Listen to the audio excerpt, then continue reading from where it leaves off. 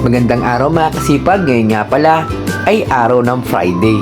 Okay pa rin tayo pero bagong lahat, huwag kalimutan tumawag sa itaas para sa pang-araw-araw nating kaligtasan.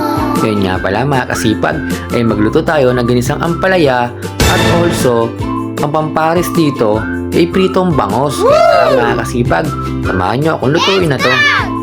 At dito nga mga kasipag, ay naghiwa na tayo ng mga sinabi na gagamitin natin sa ginisang ampalaya natin. Kaya eto, hiwa naman tayo ng bawang, sibuyas, syempre, lagyan natin ng kamatis para naman mas masarap at may kulay ang ating lulutuin ngayong araw.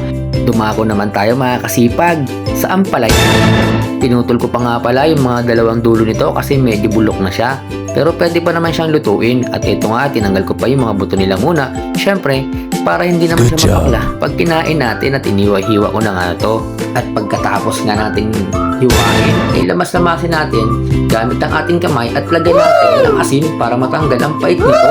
At ito, ready na to ang ating mga lulutuin. Kaya ito, tirahin na natin to at lutuin. At eto na pala yung itsura niya mga kasipag at tansyo ko dito ay masarap na to at luto na to. Kaya ano pang hintay natin, ahunguin na natin. At bago yun ay nagprito na rin pala ako ng pangsabay natin na additional na ulam, ang pritong bangus. At ito nga pala yung finished product natin mga kasipag. Tansyo ko dito ay uubos na naman to na napakaraming kanin ngayong araw. Pero bago ang lahat mga kasipag, ay huwag na magkalimutan follow and share sa aking page. Salamat!